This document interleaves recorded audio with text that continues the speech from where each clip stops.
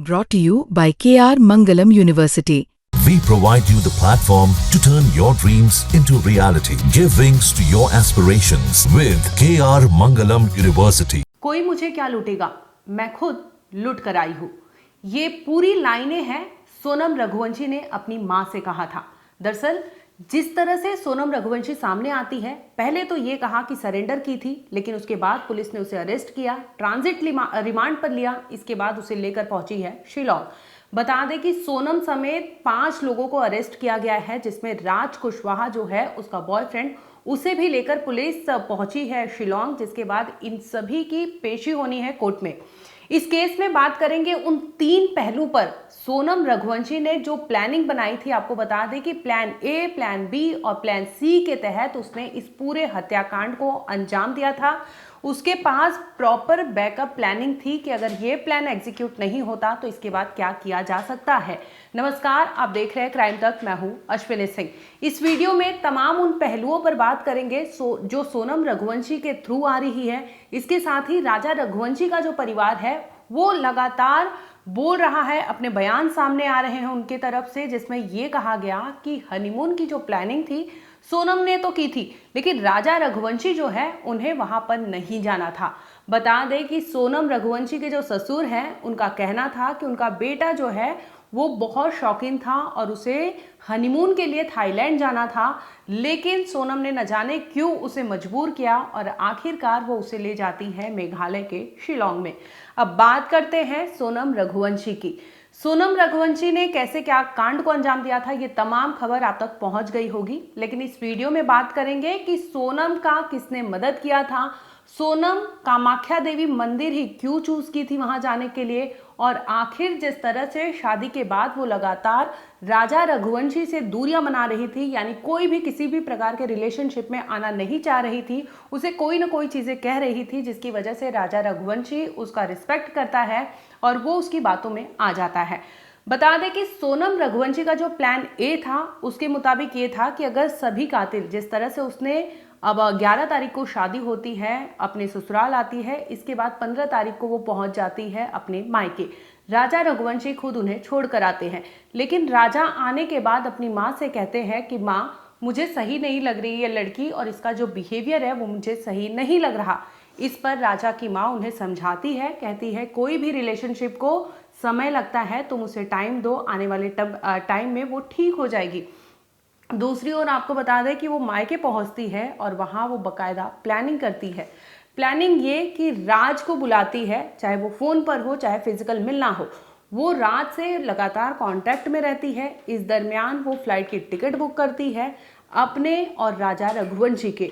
वो बताती नहीं है, इस सारी चीज़ें वो मायके में करती है और इसके बाद आने पर बताती है कि उसने फ्लाइट की टिकट बुक कर ली है। जब वो राजा रघुवंशी के घर पहुंचती है, इस दरमियान वो लेकर उसे जाती है कामाख्या देवी मंदिर। वहां पर कहती है कि पहले हम दर्शन करेंगे, इसके बाद हम आगे हनीमून के लिए शिलोंग जाएंगे। दर्शन के बहाने उसका ये कहना था, क्योंकि उसकी मन्नत थी, किसी भी तरह से उसे राजा को वहां ले जाना था, जिसकी वजह से वो लगातार उस पर दबाव बनाती है और आखिरकार राजा मान जाता है। मंदिर जाते हैं, इसके बाद भी उसके बिहेवियर में कोई बदलाव नहीं आता। अब बात करते हैं उसकी जो प्लान बी थी, इसी में आती थी। बता दें कि सोनम रघुवंशी जो है उसका प्लान ये था कि अगर किसी भी तरह से ये तीनों कल्प्रिट जो वहां पर पहुंचे थे अगर मना कर दिए तो ऐसे में वो क्या करेगी, क्योंकि उसका ये ठान लिया था उसने कि उसे राजा रघुवंशी का कत्ल करना है। शादी के 3 दिन बाद से उसने प्रॉपर ये पूरा प्लान बना लिया था, चाहे ट्रेन की टिकट हो चाहे फ्लाइट की टिकट हो, कातिल जो है उनको पैसे रुपए देना हो, ये तमाम चीजें सोनम रघुवंशी ने अपने मायके में की थी। और इसके बाद वो सभी चीजें पूरी करने के बाद पहुंचती है अपने पति को लेकर शिलोंग। अब शिलोंग में जाती है और इस दरमियान 23 तारीख की ये वारदात है, जिसमें आपको बता दें कि ये लोग चढ़ाई करते हैं, सोनम रघुवंशी पीछे हो जाती है। इस दरमियान कातिल को वो कहती है हिट देम, यानी उन्हें मार दो उन्हें, और इसी दरमियान कातिल जो होते हैं राजा का कत्ल कर देते हैं।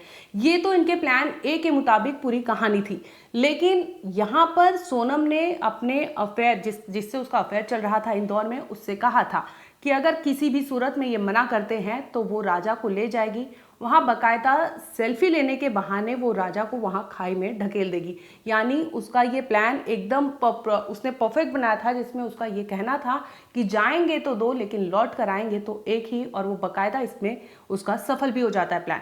इसके बाद उसका प्लान सी था कि किसी भी सूरत में अगर ये पूरी इनकी प्लानिंग फेल हो जाती है, क्योंकि जिस तरह से आपने देखा होगा कि सीसीटीवी लगता है हाथ, और उसने जो ऑडियो कॉल सामने आती है उसका ड्यूरेशन और पोस्टमार्टम, राजा रघुवंशी का पोस्टमार्टम जब सामने आता है उसका ड्यूरेशन, दोनों के टाइमिंग में डिफरेंस आती है, जो मेघालय पुलिस को इस कड़ी में इस केस को सुलझाने में सबसे अहम भूमिका निभाती है। वो टाइम ड्यूरेशन जब सामने आता है, इसमें साबित हो जाता है कि सोनम रघुवंशी जिंदा थी।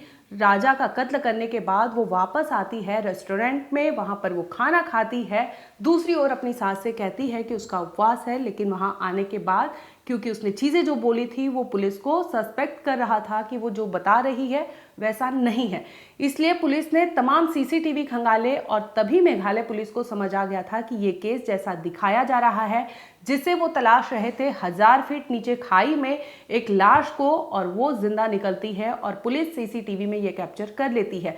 25 किलोमीटर दूर जो स्कूटी मिलती है और वहां से जो रेनकोट बरामद होता है, तमाम ऐसी कड़ियां जो थी इस पूरे क्राइम सीक्वेंस को जोड़ रही थी। और इसके बाद सोनम रघुवंशी का जो प्लान सी था वो सामने आता है, जिसमें सोनम ने खुद क्राइम ब्रांच जो है एमपी के उनसे बातचीत की थी, और जो मेघालय की पुलिस है वो बातचीत कर रही है। इसमें ये खुलासा करती है कि उन्होंने 2 प्लान बनाए थे, और अगर दोनों प्लान उनके फेल हो जाते और किसी भी सूरत में उनका नाम रिवील होता या कोई भी आरोपी पकड़ा जाता, तो राज और सोनम यूपी के रास्ते से नेपाल बॉर्डर क्रॉस करने वाले थे, ये उन्होंने बताया है। सोनम जो है वो राजा को मेघालय जानबूझ करके लेके गई, क्या वो जानबूझ के लेके गई है, जानबूझ के ले गई है ताकि ये अगर मरता तो मेरा रोड क्लियर हो जाएगा। ये संख्या माँ बाप को मालूम है, पर माँ बाप ने जबरन शादी करवाई है कि घर अच्छा है, परिवार अच्छा है, मगर वो उसके मन में क्या चल रहा था वो जानते थे, और माँ बाप भी चाहते हैं कि बच्चे अच्छी घर में जाए, पर माँ बाप से मिले, जब नहीं करना था तो उसको तो माँ बाप को बोलना चाहिए चल तेरे पसंद तू कर ले फिर, पर नहीं।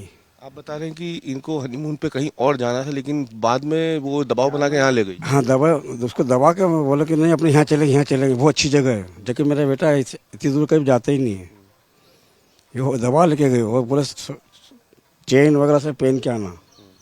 ऐसा कौन लेडीज बोलेगी हनीमून में जाए चेन पहन, जरूरी चेन पहनना। तो कहाँ जाना था इनको पहले? ये राजा कहता था, बोले पापा बोले मैं या तो शादी के बाद थाईलैंड जाऊँगा, और मेरे बेटा इच्छा का मेरे को प्लेन में घुमा दे मरते मरते। बोले नहीं पापा तुम्हारी इच्छा पूरी करूँगा।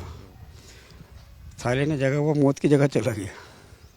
अब जाते जाते बात करते हैं कि सोनम रघुवंशी जिस तरह से यूपी पहुंची थी, इस पर भी कई सवाल उठ रहे थे कि आखिर वो किस रास्ते से और किस वे से गई थी और किसने मदद किया था। तो इसमें सामने ये आता है कि शिलोंग से होते हुए वो पहले पहुंचती है असम, असम के रास्ते से वो इंदौर पहुंचती है और जाती है अपने प्रेमी यानी राज के पास।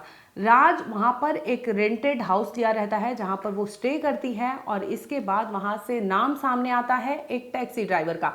फिलहाल टैक्सी ड्राइवर का अभी कोई बयान दर्ज नहीं किया गया है, लेकिन ये सामने आ रहा है राजा रघुवंशी जो है उनकी माँ, उनका भी कहना था कि उनके घर एक टैक्सी ड्राइवर था, तो हो सकता है कि वो टैक्सी ड्राइवर इस कांड में वो भी शामिल हो, क्योंकि अभी तक नाम जो है 5 लोगों का है, लेकिन हो सकता है कि 6वां नाम टैक्सी ड्राइवर के रूप में सामने आए, क्योंकि टैक्सी से ही वो इंदौर के रास्ते होते हुए यूपी पहुंची थी जहां पर इनको नेपाल पहुंचना था, लेकिन इसी दरमियान इनका प्लान चेंज हो जाता है।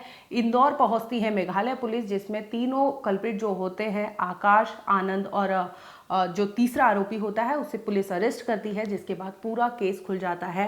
फिलहाल आपको बता दें कि शिलोंग में कोर्ट में पेशी होना है इन सभी आरोपियों का, चाहे सोनम रघुवंशी हो चाहे उसके साथ जो 4 लोग अन्य हैं। फिलहाल इस केस में इतना ही, आगे अपडेट होगा हम आप तक जरूर लाएंगे। देखते रहिए क्राइम तक।